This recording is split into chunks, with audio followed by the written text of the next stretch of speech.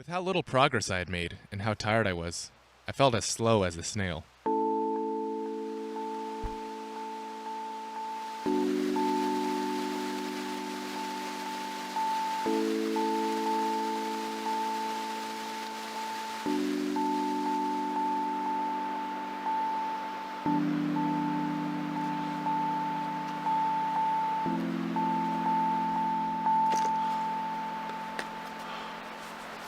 Oh my goodness, this has been quite a tough hike, and I think I'm only halfway there.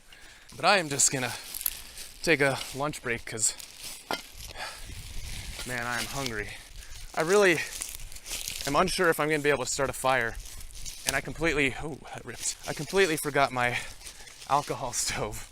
So I'll have a lot of raw ramen to eat. The sun is like finally coming out a little bit, and I just cannot tell you how much of a morale boost rather, to just be this high up, mountains with the clouds rolling by, and oh man, it is just elation. I of course have here my world's famous kimchi.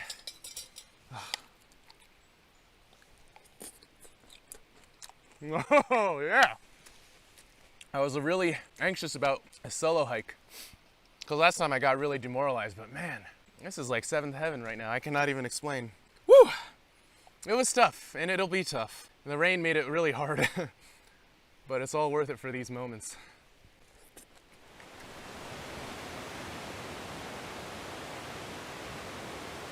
As Andrew rested, I soon came to a bridge crossing fairly along on the trail. As I'm sitting here, I'm wondering how everybody else is doing. I was thinking about Thomas in particular. It's Friday, so while we're out here enjoying the Smoky Mountains, he's probably sitting at a cubicle doing Excel spreadsheets.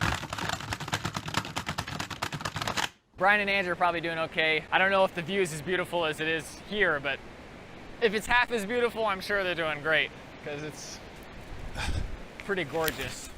Take a look at this. It's called a wood ear fungus. This stuff is really slimy and gooey and really gelatinous. And it's actually an edible fungus, believe it or not. It gets its name obviously because it looks like a bunch of ears growing out of wood. And this is actually found in a lot of Chinese dishes, but I'm not gonna eat this right now since I'm alone and I'm not a mycological expert, so I don't even want to risk it, even if I'm sure. If I find morels though, you better believe I'm gonna eat those.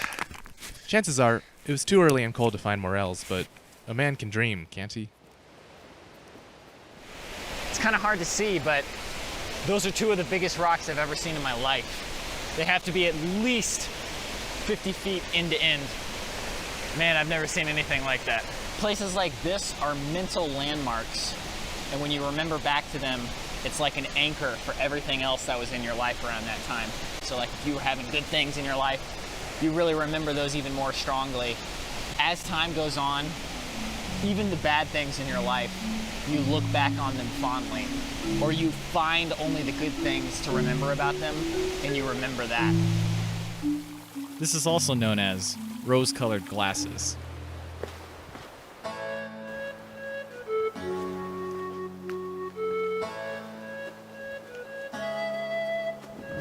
I continued along the path, which winded through forests, open areas, and even more forests again.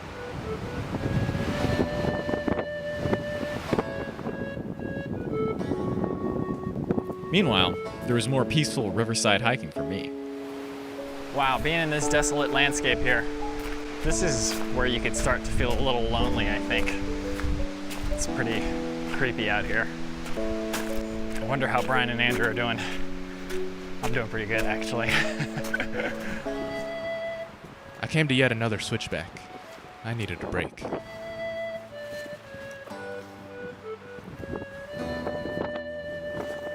Luckily, the views here can rekindle your spirit instantly.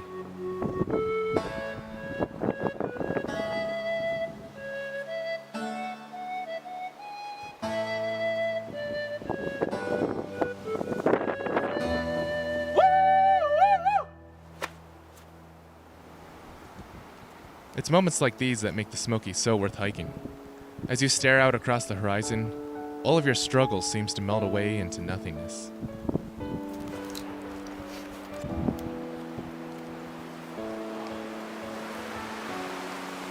The sun had come out for a brief moment before I continued on.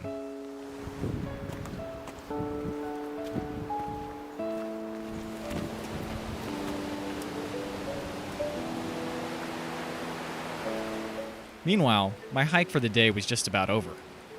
The final trail junction towards my campsite is just up ahead.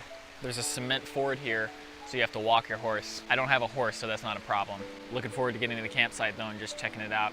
Wonder if there's gonna be any other campers out there, I don't know.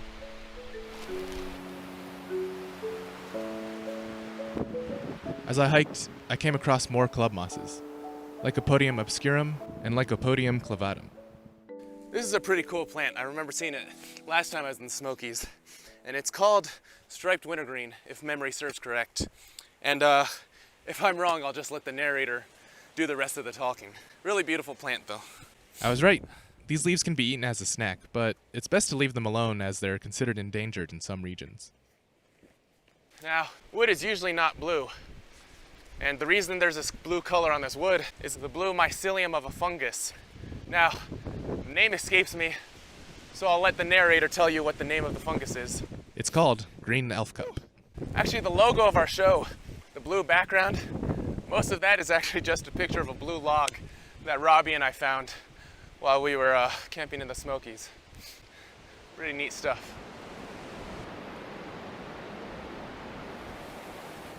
My path and the weather continued to be more beautiful as I went along. It was a different story for Andrew, though.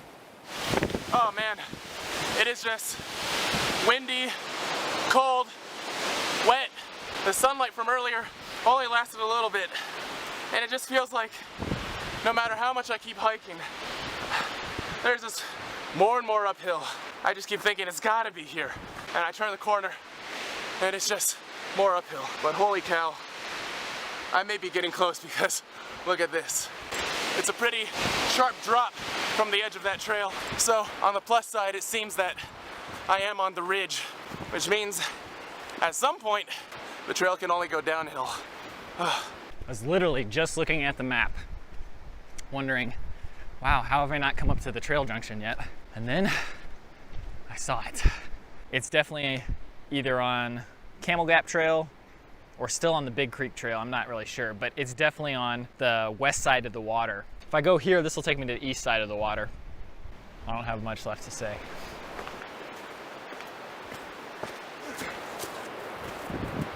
Now this fungus here is called birch polypore, and it's a bit too old to do anything, but you can use this as both a band-aid for wounds when it's fresher, but also as a strop to sharpen your knife with.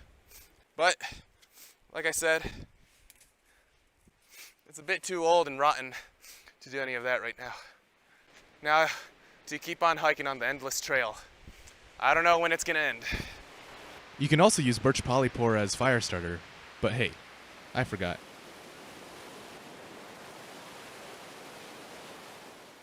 I was close to my campsite. I passed by the trail that I'd be taking the next day, and it wasn't long before I arrived.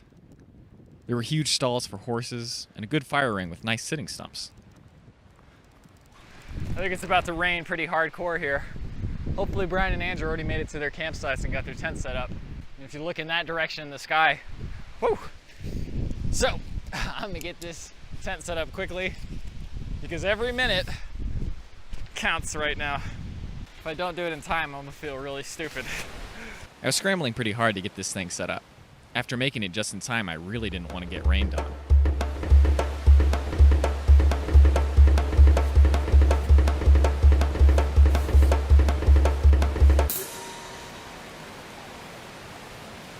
With the tent set up, it was time to hang up my food and sink into the lap of luxury with a nice midday nap.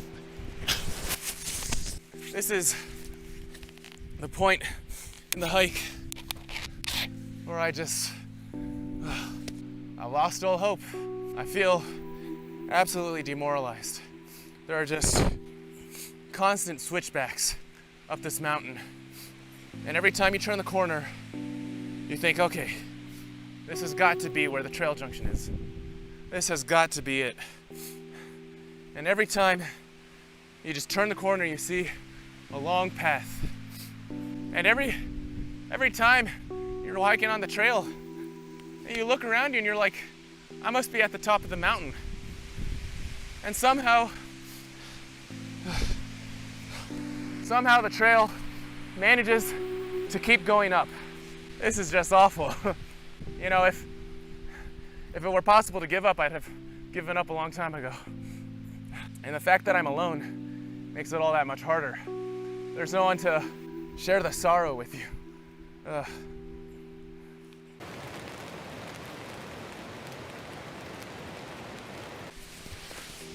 Oh.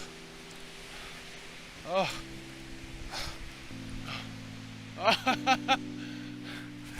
Oh my God. Oh. Thank you, God.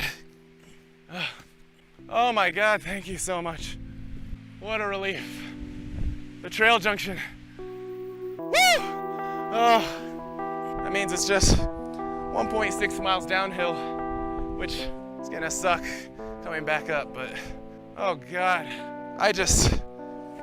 Oh God, I pray tomorrow's hike is just flat, even, level ground. This was just constant uphill. Oh God, I thought it was never gonna end. I thought I was in purgatory or something. Oh, thank God. Oh my God. Thank you so much. Finally, my day was done.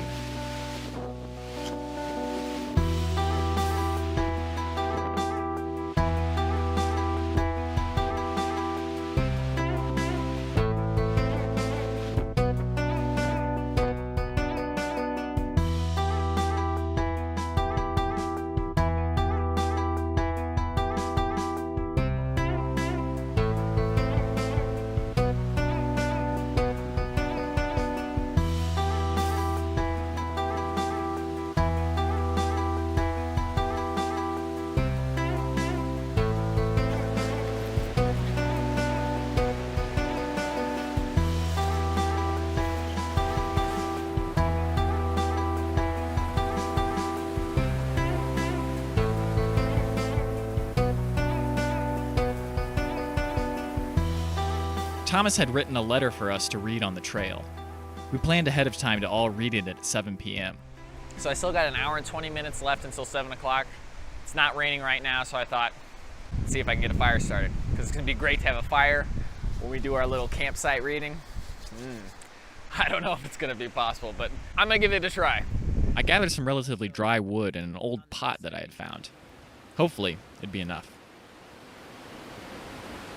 This is actually my first time ever trying to start a fire on my own. I've got fire sticks prepared. I honestly have no idea how this is gonna go. Everybody is gonna be on the edge of their seats just like I am. Oh, lost that match. Are my tinder joints catching fire? Looks like they are. Yeah, come on, son. Did Robbie just start his first fire? Maybe. Let's not count our chickens before they hatch, but a little bit promising.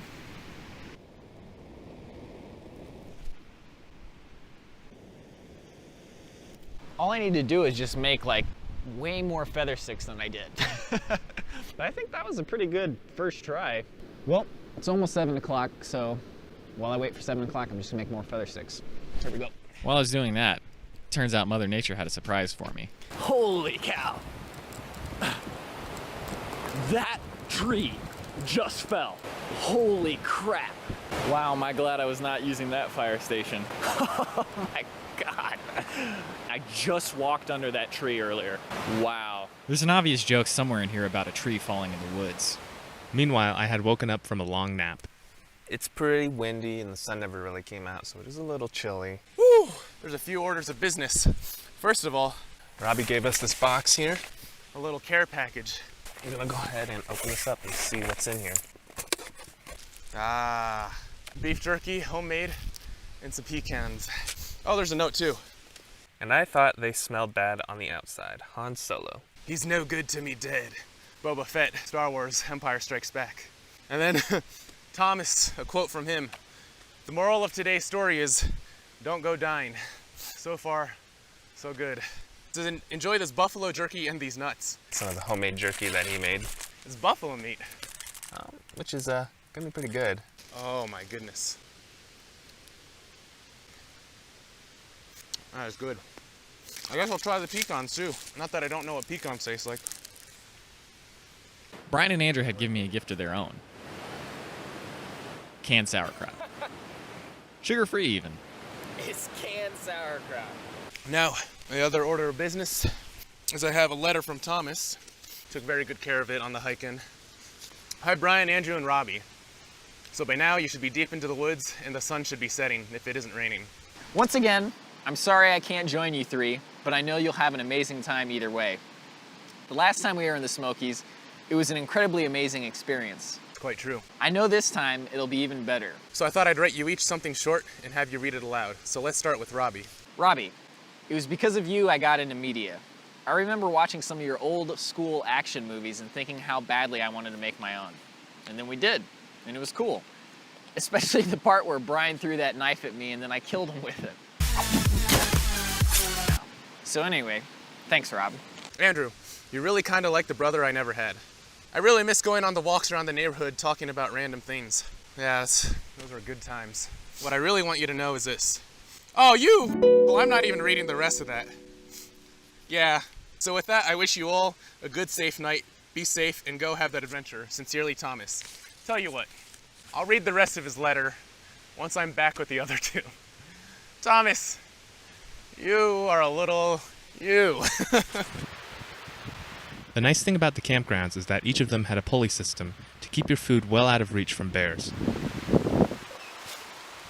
So I was looking for some dry firewood to maybe start a fire, and it's really not that cold, but if it starts raining, then I'll probably just stay hunkered in my tent and call it a night. That's one of the things about camping solo is you need to find things to occupy yourself, you know. It's just like cabin fever. Eventually you just kind of run out of things to do. And I hope the other guys are doing okay. Gonna be really excited to see them tomorrow.